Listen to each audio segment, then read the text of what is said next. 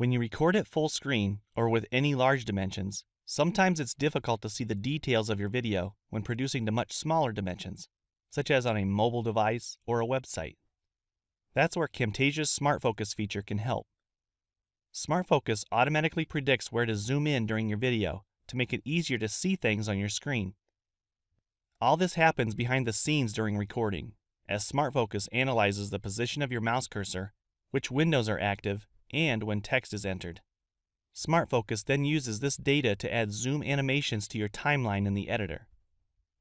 One important thing to note is that SmartFocus will only work with Camtasia recording or CamRec files.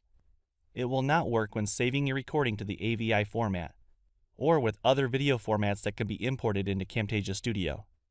You can still manually zoom and pan with other video formats, but the SmartFocus data just won't be present. Let's take a look at how SmartFocus is applied and then how easy it is to edit and add new zoom animations. As long as the editing dimensions that you choose are smaller than the recording dimensions, SmartFocus will automatically be applied to the timeline. If SmartFocus is applied, you'll see this pop up on the timeline. You will also see these blue visual animations that represent where SmartFocus was automatically applied. Their placement is predicted based on data collected during the recording. For example, where the cursor was pointing on the screen. Any new zoom and pan animations can be added here manually at any point in the video, and this drawer can be opened and hidden using this button. You can position the playhead before any of the animations and play back the video to see what happens in the canvas. Here it looks like this zoom is focusing in on the calculator as the mouse pointer is clicking the keys. To reposition when the zoom happens during the video, click and drag the animation on the timeline. It's also very easy to make quick edits to an animation. Just double-click one of them and the Visual Properties tab opens. The Visual Properties gives you tons of control over how your media looks and appears in your video. This also includes editing your zoom animations.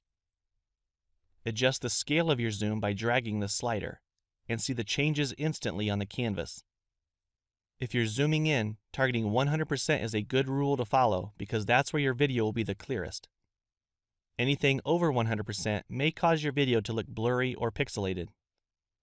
You can also adjust the opacity and other visual effects, but we'll cover these more in the Visual Properties tutorial. Besides using the scale slider to adjust the zoom level, it's also possible to grab one of the corners on the canvas to scale your video. You may need to change the percentage of view on the canvas using this drop-down menu or the scroll wheel on your mouse to see more of your recorded video. Then just drag the recording to reposition what you want to show inside the preview area of the canvas. Anything outside of this video preview area will not show up in the produced video.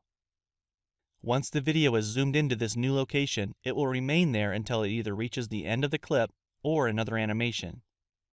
Let's play back the video just before this next animation to see what happens. Now the focus is on the notepad document and everything else is not visible in the video.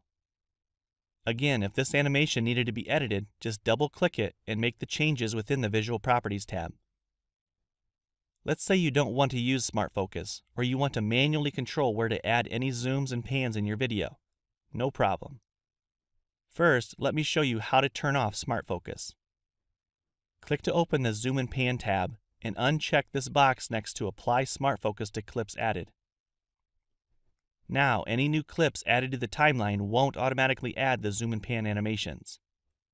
To remove any or all existing animations from a clip, right-click one of them and either choose Delete or Delete All Visual Animations. If you have multiple clips on the timeline, you will have to delete all visual animations separately from those clips. To add a visual animation manually, first select the media and position the playhead where you want to add the animation. If you don't have any media selected on the timeline, you will see this message in the Visual Properties tab.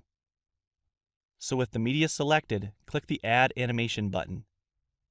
If you like keyboard shortcuts, the hotkey Z will also work, but again, the media must be selected on the timeline in order to add an animation.